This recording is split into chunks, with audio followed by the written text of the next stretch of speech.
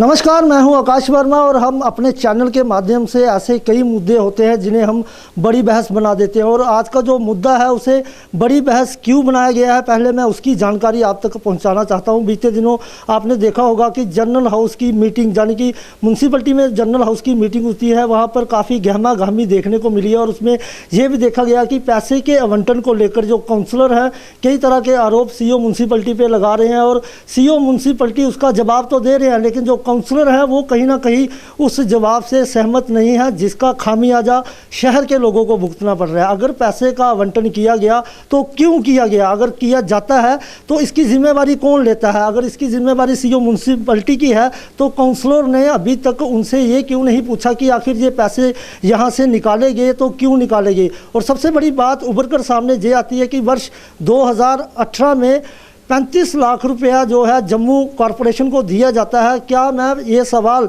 पूछना चाहता हूं कि क्या उस समय उधमपुर में विकास कार्य इतनी तेज़ी से चल रहा था कि 35 लाख रुपया जम्मू कॉरपोरेशन को दे दिया गया? क्या उधमपुर में गलियां नालियां सभी पक्की हो गई थी? क्या उधमपुर में लाइट व्यवस्था सब कुछ ठीक था कि वो पैसा उनको देना पड़ा? जबकि मैं ये भी साफ कर दूं कि जो पैसा कॉरपोरेशन को दिया गया वो सरकारी बिल्डिंग की बनाने के लिए दिया गया था, और वो पैसा लगाना सरकार का काम है। ये हक किसने दे दिया कि आप ये पैसा यहाँ से उठाकर उधमपुर के लोगों का पैसा, उधमपुर के लोगों का दिया गया टैक्स, उधमपुर के लोगों से लिया गया पैसा जम्मू कॉरपोरेशन को दे दिया जाता है, और इसकी खबर कानों कान उधमपुर के लोगों को नहीं होती है। जब इस मुद्दे को उजागर किया जाता है तो अभी नौबत ये आ रही है कि यहाँ काउंसलर भी सफाइयाँ दे रहे हैं और वहीं दूसरी ओर सीईओ म्यूनसिपलिटी भी अपनी सफाई दे रहे हैं। इसी मुद्दे को आज हमने बड़ी बहस यहाँ पर बनाया, और मैं कुछ समाज से जुड़े लोगों से बात करना चाहूँगा कि आखिर इस पैसे का दुरुपयोग क्यों किया गया। अगर ये पैसा दिया गया है तो लाने की जिम्मेदारी किसकी होगी। जो लोग हमारे इस बड़ी बहस में शामिल हुए हैं, पहले मैं उनका तारुफ आप लोगों से करवा देना चाहता हूँ। सबसे पहले मैं बात करूँगा अमन शर्मा जी से। काफ़ी सारे मुद्दे जो शहर में उधमपुर से जुड़े हुए होते हैं जो उठाते हैं। अमन जी, आपका मैं स्वागत करता हूँ। और ये मैं बता दूँ कि ये समाज सेवक है। और दूसरी ओर कमल जी हमारे साथ हैं, ये भी समाज सेवक है। कई मुद्दों को इन्होंने भी उजागर किया। और उसके साथ व्यापार मंडल के प्रधान जितेंद्र बरमानी जी है। इनकी भी मैं खासियत बता दूं कि कोविड-19 के समय इन्होंने उधमपुर के लोगों की काफ़ी सेवा की है, घर घर तक राशन पहुंचाया है। काफ़ी अच्छा काम इनके द्वारा किया गया। और उनके साथ सीनियर सिटीजन क्लब के प्रधान महादीप सिंह जम्वाल जी हैं, और इन्होंने भी काफ़ी सारे उधमपुर के मुद्दों को अपनी प्रेस कॉन्फ्रेंस के माध्यम से उजागर किया है। जी महादीप जी, इस बड़ी बहस की शुरुआत मैं आपसे ही करना चाहूँगा। जिस तरह की स्थिति आप देख रहे हैं, अखबारों में पढ़ रहे हैं और हमारे चैनल के माध्यम से भी आप देख रहे हैं कि जिस तरह की खींचातानी चल रही है, वो क्या खींचातानी है, और क्या आप इसमें कहना चाहेंगे कि उधमपुर का पैसा कॉरपोरेशन को क्यों दिया गया और इसका अधिकार इन लोगों को किसने दिया? ये मैं आपसे पूछना चाहता हूँ। सबसे पहले मैं आकाश जी आपका धन्यवाद करना चाहूँगा कि आपने एक ऐसे पहलू को पब्लिक डिबेट के रूप में प्रस्तुत करके ये मुद्दा जो बेसिकली अगर हम कहें तो सीईओ उधमपुर या म्यूनसिपल काउंसिल्स के बीच की डिबेट का नहीं था, बल्कि ये एक ऐसा मुद्दा था जो कि पब्लिक में इसकी डिबेट होनी चाहिए थी। क्योंकि यहाँ तक अगर हम म्यूनसिपल काउंसिल की बात करें तो उसमें जितना भी रेवेन्यू जो जनरेट होता है उसमें देने वाले हमारे जो व्यापारी भाई होते हैं, हर सिटीजन होता है, हर रेडी फड़ी वाले जो लोग होते हैं, कोई लाइसेंस के रूप में देता है, कोई मंथली कंट्रीब्यूशन या और जो कई विभिन्न तरीक़ों से जो रेवेन्यू मैनेज किया जाता है, तो ये उनका बेसिकली मुद्दा था जिसको हम ये समझते हैं कि ये म्यूनसिपल जो हमारी काउंसिल है उसके बीच में एक जो है कहते हैं वो वाद विवाद का मुद्दा बनकर रह गया है। यहाँ इसमें हम पिछले दिनों से हम देख रहे हैं कि ये काफ़ी एक उधमपुर में जो मुद्दा गरमाया हुआ है, हम मीडिया के ज़रिए या प्रिंट मीडिया के ज़रिए या लोगों से हम सुनते हैं कि जो उधमपुर से कुछ पैसा जो है वो ट्रांसफ़र होने के बाद ये जो विवाद सामने आया है, जिसको शायद उधमपुर ये जो सिलसिला है शायद प्रीति खजूरिया जी ने इसको सबसे पहले उजागर किया था। तो हम इसमें कहना चाहेंगे कि अगर हम उधमपुर की बात करें तो इसके दो पहलू निकल के आते हैं। आकाश जी, यहाँ पे एक 14 FC का जो पैसा है जिसके बारे में करोड़ों के बारे में कहा जाता है, कभी हमारे सीईओ साहब ने भी इसको एडमिट किया, कभी वो 4 करोड़ या कल न्यूज़पेपर या मीडिया से हमें लगता है कभी 3 करोड़ की बात हो रही है। तो ये एक पैसा है जो भारत सरकार की ओर से डेवलपमेंट के लिए हमारे शहर को दिया गया है और इसकी जो डिस्ट्रीब्यूशन है जो तकरीबन उसके हर वार्ड के मेंबर के अकॉर्डिंगली उसमें डेवलपमेंट के लिए दिया जाता है। तो अगर हम म्यूनसिपल काउंसिल की बात करें तो सबसे पहले समझने वाली बात ये है कि म्यूनसिपल काउंसिल के दो भाग होते हैं। एक होते हैं हमारे एग्जीक्यूटिव ऑफिसर और हमारे जो ऑनरेबल जो है इलेक्टेड मेंबर्स होते हैं। इन दोनों को मिला के हमारी जो है एग्जीक्यूटिव बॉडी बनती है म्यूनसिपल काउंसिल की। और अगर डेवलपमेंट के जो फंड्स होते हैं ये एग्जीक्यूटिव बॉडी को मिलके आगे इसको जो यूटिलाइज करना होता है। यहाँ कशमकश इस वक्त काउंसिलर की ओर से और जो म्यूनसिपल हमारे जो सीओ साहब हैं बीच में जो चल रही है उसका जो एक पहलू है वो उनको बेसिकली ये डेवलपमेंट को हमारे उधमपुर को जो है पीछे ले जा रहे हैं। इन दोनों को आपस में बीच में बैठ के इस मुद्दे को हल करना चाहिए और उधमपुर के डेवलपमेंट की बात करना चाहिए। जिस मुद्दे पे हम आज ज़्यादा स्ट्रेस देना चाहेंगे वो मुद्दा है जो वो 50 लाख जो हमारे म्यूनसिपल काउंसिल के सीओ साहब हैं उनकी ओर से जो ट्रांसफ़र किया गया है। जैसे सुनने में आया और हमने भी अपने सोर्सेज से वेरीफाई किया है कि ये जो पैसा था ये बेसिकली लोकल रेवेन्यू जो जनरेट होता है ये उसका पैसा था। इससे गवर्नमेंट का कोई कंसर्न नहीं है, गवर्नमेंट एक्सचेकर का नहीं था। ये हमारे उधमपुर का जो अपना रेवेन्यू जनरेट किया गया था और ये जो रेवेन्यू जनरेट होता है ये बेसिकली म्यूनसिपल काउंसिल्स को अपने शहर की डेवलपमेंट के लिए करना होता है। हमारे जो शहर में कई प्रॉब्लम्स होती हैं जैसे लेन्स ड्रेन्स की मेंटेनेंस होती है, लाइटनिंग का होता है और बहुत से पहलू होती हैं। ये पैसा सिर्फ उसी पे खर्च किया जाता है।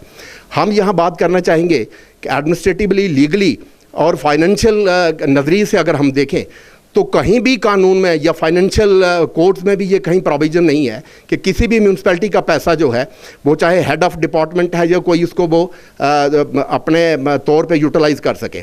यहाँ हम पिछले हमने दिनों देखा कि हमारे जो रिस्पेक्टेबल सीओ साहब हैं उन्होंने कहा कि ये पैसा उन्होंने जो डायरेक्टर लोकल बॉडीज़ की चिट्ठी पे जो ट्रांसफ़र किया है। तो हम यहाँ ये कहना चाहेंगे कि एडमिनिस्ट्रेटिवली ऐसा कोई प्रोविज़न नहीं है कि जो लोकल पैसा जनरेट होता है उसको वो that is not under the control of the director local bodies. तो अगर लोकल डायरेक्टर लोकल बॉडीज़ की तरफ से अगर इस किस्म का कोई ऑर्डर किया गया तो और उस ऑर्डर को क्योंकि सबऑर्डिनेट ऑफिसर होने के कारण अगर सीओ साहब ने ट्रांसफ़र किया है तो इसमें दो पहलू निकल के आते हैं। हम ये कहना चाहेंगे कि हम जो है हमारा जो करप्शन लॉज है उसमें अगर हम जाएं तो ये miss use of the official powers by the director local bodies है और जिसने हमारा एक पैसा जो यहाँ यूटिलाइज होना चाहिए था उसने उसका पावर्स का मिस यूज़ करके कहीं और जो है वो यूटिलाइज करवाया। तो ये एक बड़ा लीगल पहलू है, इस पर भी गौर करने की ज़रूरत है। यहाँ हम ये भी कहना चाहेंगे, ये भी सुनने में आता है कि it was a request from the director कि अगर आपके पास पैसा है तो हमें दिया जाए। वो रिक्वेस्ट एक ऑर्डर नहीं होता है। अगर वो रिक्वेस्ट जो थी उसको अगर सीओ साहब ने अपने मिसयूज़ पावर का किया है तो वो भी इसी लीगल कैटेगरी में आते हैं। यहाँ हम ये कहना चाहेंगे, ये भी सुनने में आता है कि डायरेक्टर लोकल बॉडीज़ की एक जो है ऑफिशियल बिल्डिंग जम्मू में बन रही थी तो उसके लिए पैसा ट्रांसफ़र किया गया। हम ये कहना चाहेंगे कि ये कोई प्राइवेट जो पार्टनरशिप नहीं है या जो किसी का प्राइवेट ऑफिस नहीं बन रहा है। प्रोविजंस होते हैं जब भी गवर्नमेंट डिपार्टमेंट का कोई भी बिल्डिंग्स वगैरह बनती है तो उसमें जो गवर्नमेंट एक्सचेकर इन्वॉल्व होता है, गवर्नमेंट पैसे देती है। ये बिल्कुल एक बहुत ही एक गलत तरीके से हमारे उधमपुर का पैसा, हमारे उधमपुर की डेवलपमेंट का पैसा, हमारे लोगों का पैसा जो ट्रांसफ़र अगर किया गया है तो इसके खिलाफ जो है लीगल प्रोविजंस में जो केस रजिस्टर होना चाहिए। यही अंत में मैं ये कहना चाहूँगा कि अब अगर पैसा ट्रांसफ़र हुआ है तो हमारे डिस्ट्रिक्ट डेवलपमेंट कमिश्नर जो ओवरऑल डिस्ट्रिक्ट के हमारे डेवलपमेंट के कमिश्नर होते हैं उनको इमीडिएटली एक कमेटी फ्रेम करके जो है और इसका जो इस सारे सिलसिले में जो जितना भी कुछ हुआ है इसका एक वाइट पेपर पब्लिक के सामने रखा जाए ताकि एक ट्रांसपेरेंसी जो है हम हर एक शहरी जिसका वो हकदार बनता है वहाँ तक ये बात पहुँचे और इस पैसे को वापस लाने के लिए इमीडिएटली जो है वो रिकूप किया जाए पैसा और विद इंटरेस्ट। हम ये कहना चाहेंगे कि अगर 50 लाख या 60 लाख जितना भी आता है अगर हम सेविंग डिपॉजिट्स में भी अगर रखें तो हमें महीने का तकरीबन इसका 50-60 हज़ार रुपया जो महीने का इंटरेस्ट आता है। अगर ये पिछले 2-3 साल से हमारा पैसा उधमपुर का यूटिलाइज़ किया जा रहा है तो विद इंटरेस्ट जो तकरीबन भी 10-12 लाख बनता है उसके साथ ये पैसा उधमपुर में ला के उधमपुर की डेवलपमेंट के लिए यूटिलाइज़ किया जाए, यही हम कहना चाहेंगे। जी, महादीप सिंह जम्वाल जी जिन्होंने कि ये बताया कि जो पैसा यहाँ से बाहर भेजा गया वो उधमपुर के विकास कार्य के लिए लगाया जाना था लेकिन कहीं ना कहीं कोताही बरती गई और ये पैसा बाहर चला गया और जो पैसा उधमपुर में लगना था वो अब बाहर जाने की जम्मू कॉरपोरेशन में लगाया जा रहा है। जी बरमानी जी, आपसे पूछना चाहूँगा, आपने भी काफ़ी जद्दोजहद की है उधमपुर के विकास कार्यों के लिए, लेकिन मैं आपसे पूछना चाहूँगा क्या उधमपुर के लोगों का पैसा जम्मू कॉरपोरेशन में लगाया जाता है और लोगों को पता ही नहीं होता कि पैसा वहाँ पर लगा हुआ है? क्या आप एक चीज़ मानते हैं कि जब से नगर कौंसिल का गठन हुआ, क्या उधमपुर में विकास कार्य हुए हैं, क्या हो रहे हैं? जो पैसा यहाँ पर लगना चाहिए था वो बाहर क्यों भेजा गया? वर्मा जी, सबसे पहले मैं आपके चैनल का आभारी हूँ जिन्होंने हमें यहाँ बुलाया। और जब हमने प्रीति खजूरिया जी की ये एक प्रेस कॉन्फ्रेंस देखी कि उन्होंने बताया कि 50 लाख रुपया हमारे उधमपुर का फंड जम्मू में म्यूनसिपलिटी को ट्रांसफ़र किया, उस समय हमें एक धक्का सा लगा कि हमारे उधमपुर की डेवलपमेंट देखिए, गलियों की हालत देखिए, कहीं कोई नया प्रोजेक्ट इन्होंने नहीं भेजा। जब ये म्यूनसिपलिटी बनी हमें बहुत खुशी थी कि हमारे अपने लोग, हमारे अपने भाई म्यूनसिपलिटी में गए। अब हमारे शहर की आज 2.5 साल हो गया, कोई प्रोजेक्ट नहीं बना है। और हमने उसके बाद CEO साहब ने इसकी सफाई दी कि 4 करोड़ रुपया पड़ा है। जब इनके पास पैसा पड़ा है, शहर की हालत देखिए आप, कोई प्रोजेक्ट नहीं बनाया, इन्होंने कुछ नहीं किया। जब कोई और प्रोजेक्ट बना, हमने इनको एक प्रोजेक्ट बनाकर दिया, 10 लाख रुपया लेकर दिया कैमरों के लिए, जो 8-10 महीने इनके दफ्तर में पड़ा रहा, कैमरे नहीं लगे। वहाँ से उठाकर अब हमने SSP ऑफिस में पहुँचाया। हो सकता है कि हम कुछ कोशिश कर रहे हैं, कुछ दिन के अंदर उसका टेंडर हो जाए और कैमरे शहर में लग जाए। हम अपने से कोशिश करके बाहर MP फंड से इनको पैसे ला कर दे, ये काम नहीं करेगा। अगर इनके पास इतने पैसे बढ़े हैं, शहर की हालत देखिए, आज 1.5 साल से सीवरेज वालों ने गलियों की हालत ये की है। आप किसी भी वार्ड में चले जाइए, हालत देखिए, बार पैदल भी नहीं आदमी चल सकता है, ऐसी हालत बना डाले।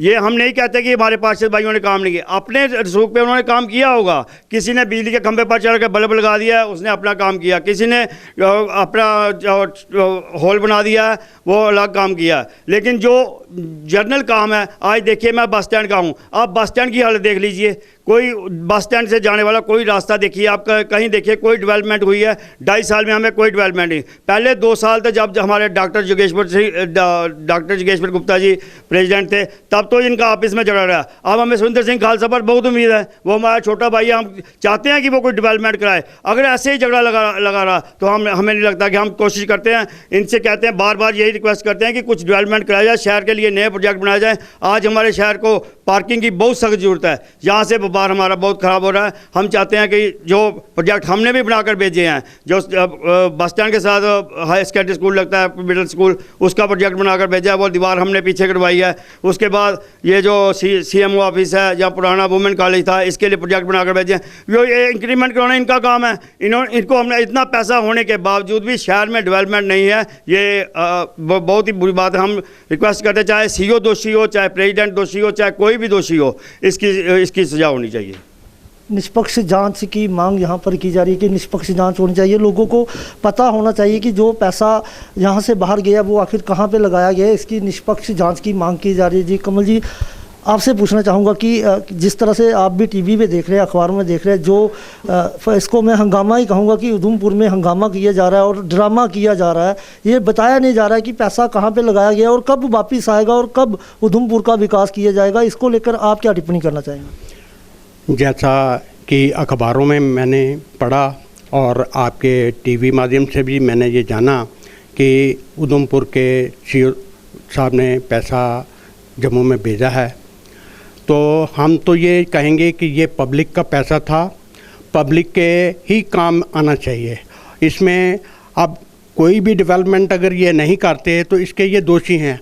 अगर 4 करोड़ रुपया आया हुआ है और ये कहते हैं हमारे पास पैसा नहीं है, अगर पैसा नहीं, अगर ये काम नहीं करना चाहते तो इनकी ट्रांसफ़र कर दीजिए, इनकी जगह पर किसी दूसरे आदमी को मतलब भेजिए जो काम कर सके। ये नकम्मे आदमी को क्या करेंगे हम, जो मतलब है शहर की डेवलपमेंट नहीं करना चाहते, जो करते हुए देखना नहीं चाहते। जब देखते हैं ये रेडियाँ तोड़ दो जी, इंक्रोचमेंट हटा दो जी, हम मानते हैं कि ठीक है, किसी के ऊपर भी मैन हैंडलिंग नहीं होनी चाहिए। एक गरीब आदमी का इन्होंने अगर रेडी तोड़ी है, वो दोबारा बना सकता है या नहीं बना सकता? वो उनके घर के बच्चे वो पाल सकेगा या नहीं पाल सकेगा? उसकी उन्होंने रोजी रोटी का नुकसान कर दिया।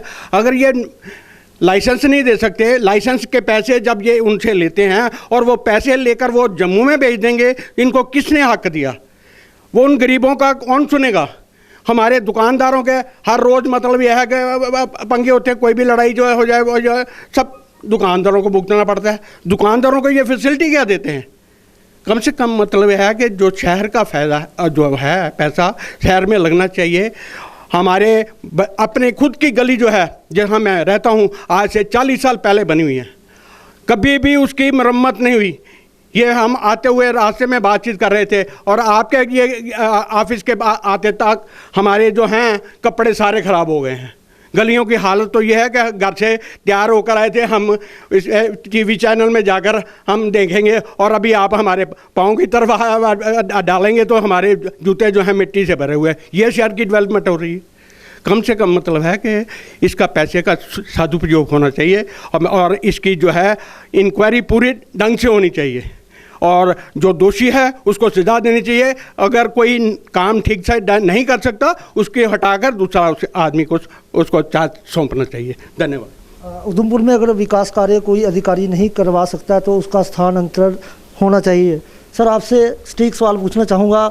उधमपुर के लिए आप काफ़ी जद्दोजहद करते हैं, कई सारे मुद्दों को लेकर आप आते हैं, लेकिन अगर इस मुद्दे की बात करें तो ये भी उधमपुर से जुड़ा हुआ मुद्दा है, विकास कार्य से जुड़ा हुआ मुद्दा है। एक तरफ तो 4 करोड़ की बात कही जाती है, दूसरी तरफ वही पैसा 3 करोड़ 78 लाख रुपया हो जाता है। अब तीसरे बयान में ये पैसा 2 करोड़ रुपया हो जाता है। तो आखिर ये पैसा जा कहाँ रहा है और उधमपुर के विकास में क्यों नहीं लग रहा है? कहीं ना कहीं कोताही बरती जा रही है, इसका खामियाजा उधमपुर के लोग भुगत रहे हैं। क्या कहना चाहेंगे? आगाज जी, सबसे पहले आपने आज उधमपुर के इतने आदरणीय लोगों के बीच में मुझे खड़ा किया, मैं इसे अपने लिए एक सम्मान मानता हूं, तो उसके लिए आपका शुक्रिया। रही बात ये जो विवाद हमारे उधमपुर के अंदर म्यूनसिपैलिटी में उपजा है, तो इसके बहुत सारे पहलू हैं। जहां तक मेरे समझ में ये आता है, सबसे बड़ी बात ये है कि म्यूनसिपैलिटी जो नगर परिषद में जो पार्षद चुने गए, ये तो अभी चुने गए, पिछले 1.5-2 साल पहले से। इससे पहले म्यूनसिपैलिटी काम करती, बीच में बहुत 7-10 साल का गैप था जिसमें ये जो हमारे सीईओ साहब वहाँ पे काम करते थे।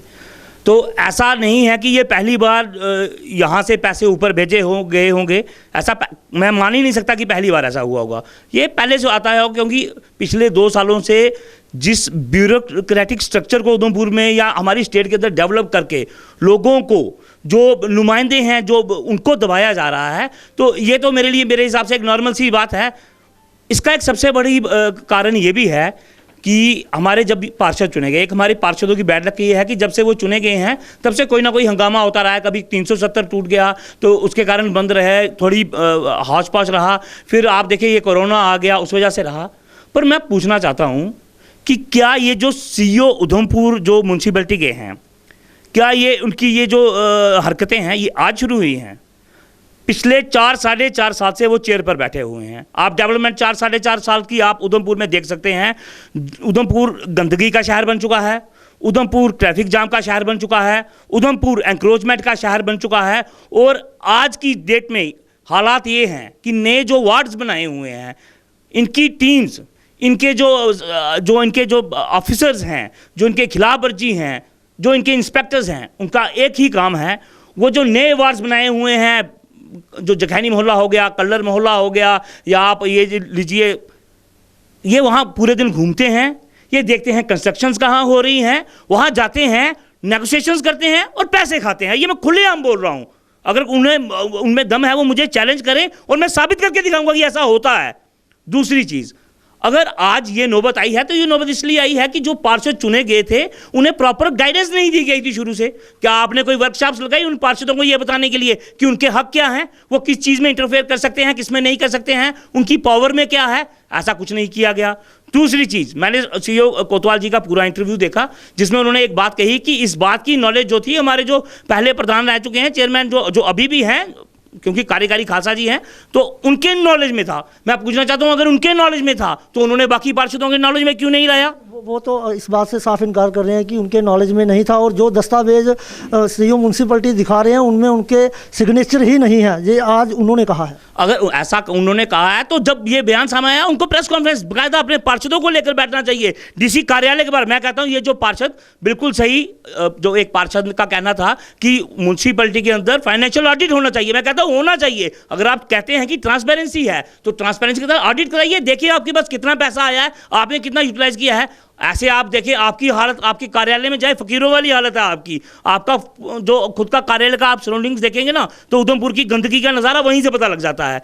लेकिन आप कहते हैं आपके पास 4 करोड़ रुपए है, तो वो 4 करोड़ रुपए कहाँ लगा रहे हैं आप? क्यों नहीं लगाया अभी तक आपने वहां रखा? क्या बिल्कुल एक पार्षद ने बोला कि क्या आप कोई फाइनेंस कंपनी चला रहे हैं इसलिए पैसा रख रहे हैं? तो अगर आपने अपनी हायरार्की में, और सोचे कितना अजीब एक इन्वर्स सिस्टम हमारे समाज में पैदा हो रहा है कि हायरार्की वाले पैसे नीचे से मांग रहे हैं, तो ये किस तरह का सिस्टम है? और इसका एक कारण ये भी है कि जो हमारी जनता है ये मूक दर्शक बने देखकर तमाशा देखने में ज़्यादा इंटरेस्टेड रहती है, जहाँ तक मुझे लगता है। ना इनमें विरोध है, अगर एक आम आदमी विरोध करे तो पार्षद परेशान होता है, पार्षद विरोध करे तो चेयरमैन परेशान होता है, चेयरमैन विरोध करे तो डीसी परेशान होता है, और जब एक डीसी परेशान होता है तो उसे डेवलपमेंट कार्य करने पड़ते हैं। हमारे यहाँ लीडर्स चुपचाप तमाशा देखते रहते हैं, लेकिन बोलने की हिम्मत किसी में नहीं है। आज सब इसलिए बोल रहे हैं क्योंकि परेशान हो रहे हैं, लोग परेशान कर रहे हैं। भाई 2 साल म्यूनसिपैलिटी बने हुए, बताइए आपने क्या डेवलपमेंट कार्य किया? अगर आज आपने वार्ड नंबर 18 बनाया, 19 बनाया, 20 बनाया, 21 बनाया, क्या उसे बनाने से पहले आपके पास कोई योजना थी उसको डेवलप करने की? आपको नहीं पता था कि जो इलाके मैक्सिमम इस म्यूनसिपैलिटी में आ रहे हैं वो गाँव ग्रामीण इलाके हैं, तो उनको डेवलप करने के लिए कितनी ह्यूज अमाउंट चाहिए? आप पैसा जो था वो घर पर बैठ के रख गए। और दूसरी बात, ये जो पैसा ऊपर गया है, मैं कहता हूं इस पर एक इंक्वायरी होनी चाहिए, और इसमें जो भी दोषी पाया जाता है उसको अपनी चेयर से बर्खास्त कर देना चाहिए। और अगर आज जो म्यूनसिपैलिटी के पार्षद हैं, चेयर जो सीईओ साहब हैं उनसे खुश नहीं है, तो उनके पास अन्य विकल्प है। आप डीसी ऑफिस चले जाएं, आप अपनी हायरार्की में जाएं, वहां धरना दें, बोले हमें सीईओ की ट्रांसफर चाहिए। आखिर क्या कारण है 4 साढ़े 4 साल से आप यहाँ से वो सीईओ ट्रांसफर नहीं हुआ? और गुंडागर्दी उनकी, बाजार में किसी आदमी ने मास्क नहीं पहना हो ना तो ऐसा लगता है वो कोई आतंकवादी है, उसने कोई हथियार पकड़ लिया है, इन्होंने उससे इस तरह से ट्रीट करते हैं लोगों को। गुंडागर्दी इतनी हाई लेवल पर है कि जब कैमरे ना हो तो माँ बहन की गालियां देने से परहेज नहीं करते ये लोग। इसलिए मैं कहना चाहता हूं, ये जो खोखे उखाड़ने का जो आपका एक काम चल रहा है ना, इसको जो लोगों को निवाला खा रहे हैं गरीबी में, उनको खाने दीजिए, और असली जगह जो इंक्रोचमेंट्स हुई हैं उन्हें हटाइए। जो रेवेन्यू आपके पास पड़ा है उसे लोगों की डेवलपमेंट में लगाइए, जो वादे आपने लोगों से किए थे उन्हें पूरा कीजिए। जिस तरह से इन्होंने बताया कि जो नगर परिषद की कार्य प्रणाली है उन्हें लोगों के समक्ष रखना चाहिए, यानी कि पारदर्शिता उसमें होनी चाहिए। लोगों को पता होना चाहिए कि अगर काउंसिल का पैसा कहीं पे लगाया जा रहा है तो वो कहाँ पे लगाया जा रहा है। वही ये भी कहना है कि अगर कोई इस मामले में दोषी पाया जाता है तो उसके खिलाफ जो है कड़ी कार्रवाई की जानी चाहिए, ताकि पता लगे कि आखिर इस मामले के पीछे था कौन और किस तरह की कार्य प्रणाली जो है नगर परिषद की रही थी। तो ये था आज का ज्वलंत मुद्दा जो कि नगर परिषद की गहमा का था, जिसे हमें अपने चैनल के माध्यम से बड़ी बहस बनाना पड़ा। और जो लोग इस हमारी बड़ी बहस में शामिल हुए हैं, मैं अपने चैनल के माध्यम से उनका आभार व्यक्त करता हूं कि उन्होंने लोगों के समक्ष जो है अपनी राय प्रस्तुत की है, और उम्मीद करता हूं कि लोगों को उनकी राय बड़ी अच्छी लगी होगी। आगे फिर एक नए मुद्दे को लेकर मैं अपने चैनल में हाजिर होऊंगा और बताऊंगा कि किस तरह के मुद्दों को हम बड़ी बहस बना सकते हैं। मुझे और मेरे चैनल की पूरी टीम को दीजिए इजाज़त। नमस्कार।